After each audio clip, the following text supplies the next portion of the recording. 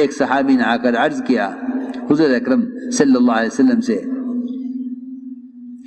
کہ ایسی گرم زمین کہ اگر گوشت کا کچا ٹکڑا ڈالا جائے تو گرم زمین کی وجہ سے پکڑ تیار ہو جائے اور کھانے کے قابل ہو جائے، اتنی گرم زمین پر میں اپنی ماں کو پیدل اپنی پیٹھ پر لے کر چلا ہوں اور 9 میل چلا ہوں، 9 میل چلا اپنی ماں کو پیٹھ پر لے کر۔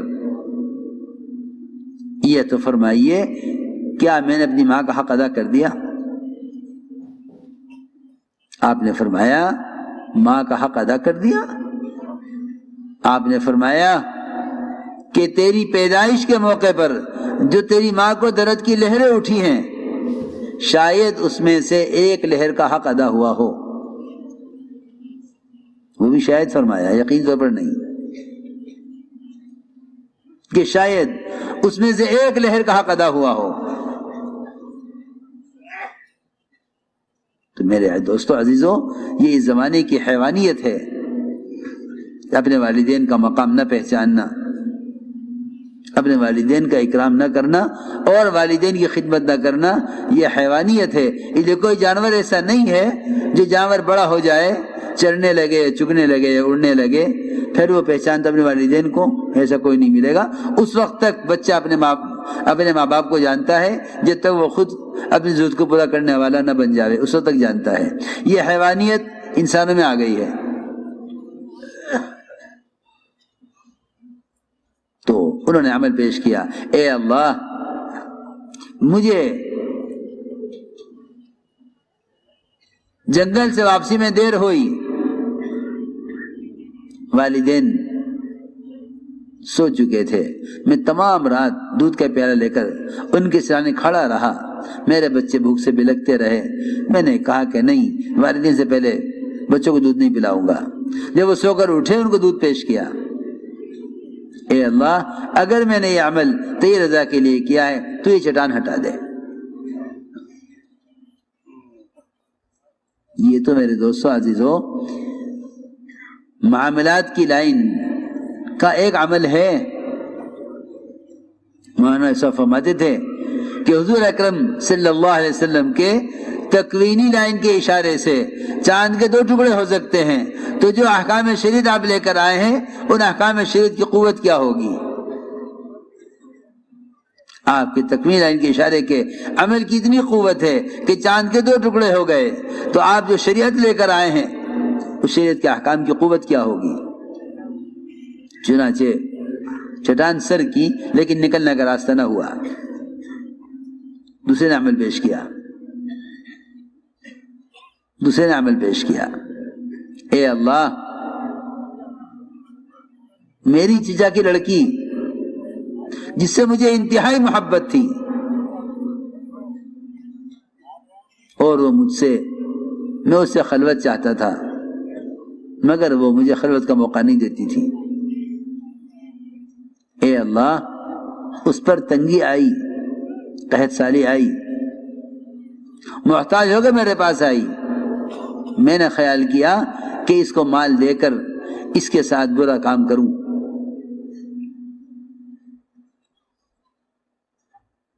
روایت میں ہے کہ محتاج ہو کے میرے پاس آئی، میں نے کہا میں تجھے سونے کی اشرفیاں دوں گا مگر میری شرط پوری کر دے۔ اس نے مجھے اپنے اوپر قابو دے دیا اور میں اس کی ٹانگوں کے درمیان بیٹھ گیا۔ اے اللہ اس وقت بیٹھ کر مجھے تیرا خیال آیا، مجھے کوئی رکاوٹ نہیں تھی اس برے کام کے کرنے میں، زنا کرنے میں کوئی رکاوٹ نہیں تھی، محض تیرے خوف سے میں نے یہ کام نہیں کیا۔ اے اللہ اگر اس حرام سے بچا ہوں تیرے خوف سے، اور میں نے وہ سونے کی اشرفیاں اس کو دے دی، یہ چلے جا۔ اس نے کہا لڑکی نے جب تمہاری شرط پوری نہیں ہوئی تو مال کیوں دے رہے ہو؟ کہ نہیں تو یہ لے جا، میں کام نہیں کروں گا۔ اے اللہ اگر میں نے یہ اس پر احسان تیرے رضا کے لیے کیا ہے تو ہمیں نکال دے۔ چٹان ہلی لیکن راستہ نہیں بنا نکلنے کا، ایک کے لیے بھی نہیں بنا، کیونکہ یہ بات نہیں ہے کہ اپنا اپنا عمل کرو نجات پا جاؤ، امت مجموعہ ہے، امت مجموعہ ہے۔ تیسرے نے عمل پیش کیا، اے اللہ میرے یہاں ایک مزدور نے مزدوری کی، پھر وہ اپنی مزدوری چھوڑ کر چلا گیا، اس کے پیسے میرے پاس رہ گئے، میں نے اس سے مال تیار کیا اور اس کا مال بڑھ گیا، ایک مدت کے بعد واپس آیا، ایک مدت کے بعد واپس آیا اور اس نے کہا کہ اتنی اتنی مزدوری آپ کے پاس میری رہ گئی تھی، آپ مجھے پہچانتے ہیں، وہ دے دیجئے۔ میں نے کہا اے مزدور یہ جتنا مال ہے سب تیرا ہے، تو لے جا۔ اس نے کہا مذاق نہ کر، میری مزدوری مجھے دے دے، کہ نہیں یہ سارا مال جتنا بھی تیار ہوا ہے اس عرصے میں یہ سارا مال تیرا ہے۔ اے اللہ اگر اس مزدور میں نے احسان تیرے رضا کے لیے کیا ہے تو ہمیں یہاں سے نکال دے۔ چنانچہ روایت میں ہے چٹان ہٹ گئی اور یہ چٹان سے نکل گئے۔ میرے دوستو بزرگ عزیزو، جتنے بھی حالات امت پر ہیں، ان حالات سے نکلنے کے لیے لوگ سمجھتے ہیں کہ حکم توڑیں گے معاملات میں اور عبادات سے حل ہو جائیں گے، ایسا نہیں ہے، بلکہ جو احکام معاملات میں توڑے جائیں گے، ان پر جو حالات معاملات میں آئیں گے، تجارت میں نقصان، پیداوار میں کمی، بارشوں وقت پر نہ ہونا، یہ معاملات کے احکام کو توڑنے کے جو حالات آئیں گے عبادات سے ٹھیک نہیں ہوں گے، جب تک معاملات کی لائن کا حکم پورا نہ ہو۔ مجھے پریشان ہے، ہم کیا کریں؟ نماز پڑھتے ہیں پھر بھی پریشان ہیں، روزہ رکھتے ہیں پھر بھی پریشان ہیں، احکام ٹوٹ رہے ہیں معاملات میں، وہ عبادات سے درست نہیں ہوں گے۔ جس لائن کا حکم ٹوٹا ہے اسی لائن کا حکم پورا کر دو۔ آپ جانتے ہیں کہ مشین میں اور یہ بجلی کے تاروں میں جس لائن کا تار ٹوٹا ہے اسی لائن کا تار جوڑا جائے۔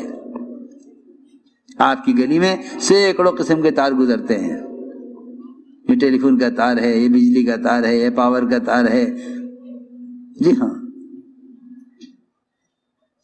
جہاں سے تار کٹا ہے وہاں سے جوڑو۔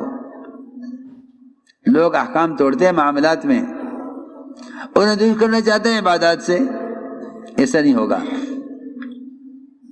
ایسا نہیں ہوگا، بلکہ میں تو یہاں تک عرض کرتا ہوں کہ اگر معاملات کی لائن کے احکام درست ہو جائیں تو عبادات، اخلاق، معاشرہ، یہ تینوں لائنیں درست ہو جائیں گی اگر معاملات کے لائن کے احکام ٹھیک ہو جائیں۔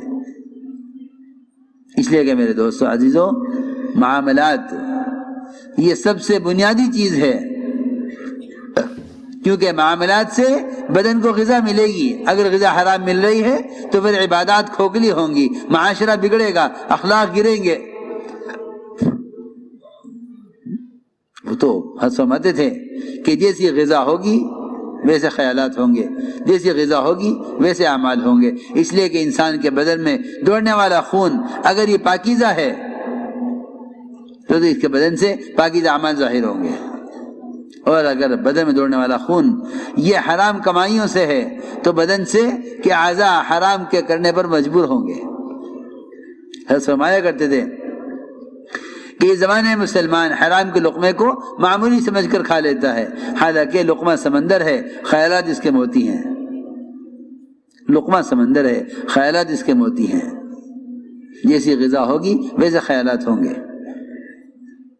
اس لیے فرمایا سب سے پہلے معاملات کو حکم پر لاؤ،